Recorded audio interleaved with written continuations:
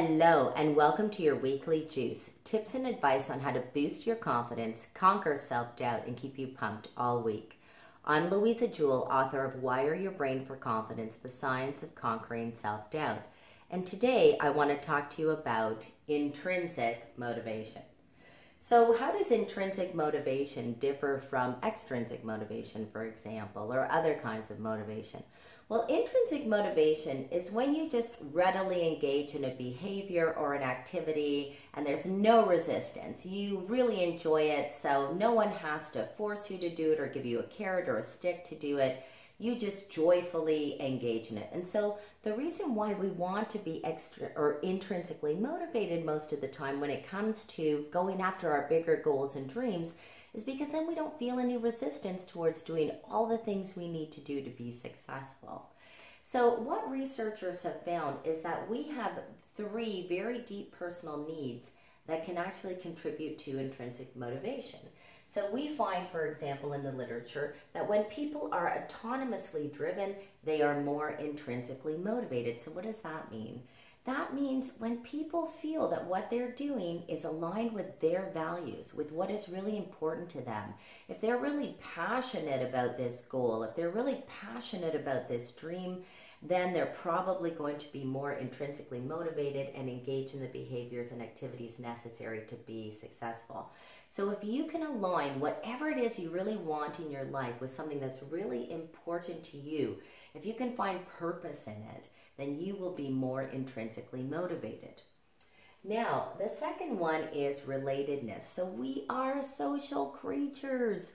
We really need this to feel that we belong to a tribe. And if we are doing things that actually, build relationship and make our relationships stronger, then probably we're going to engage in those activities. If our friends and family are all happy for us, then we're probably going to engage in those behaviors more readily.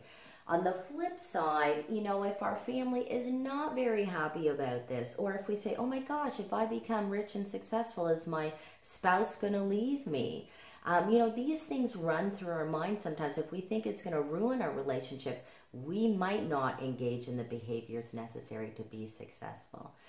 So knowing that, this piece of it, wanting to belong, is really important. You have to explore, are you holding yourself back, for this particular reason, and think of other ways that you can actually bring people into the fold or feel that you belong or find your tribe, so that you have people who are supporting you.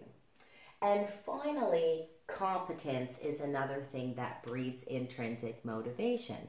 And so when we feel that, yeah, I can do this, I know how to do this, I'm good at this, there's kind of no resistance, is there? When somebody asks me to make a lasagna, I go, sure, because I've made 100 million lasagnas. Well, maybe not 100 million, but several. My mother taught me well. So I say, yeah, sure, I'll bring the lasagna.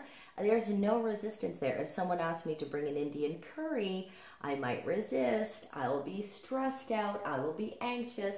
I may decide that I'm sick that night. Again, when we feel good about our abilities, then we probably just have no resistance to moving towards them. I always say competence breeds confidence. So if you can chip away and continue to build your competence, you will find, again, that you will start to decrease the resistance towards doing anything that you really want and living your bigger life.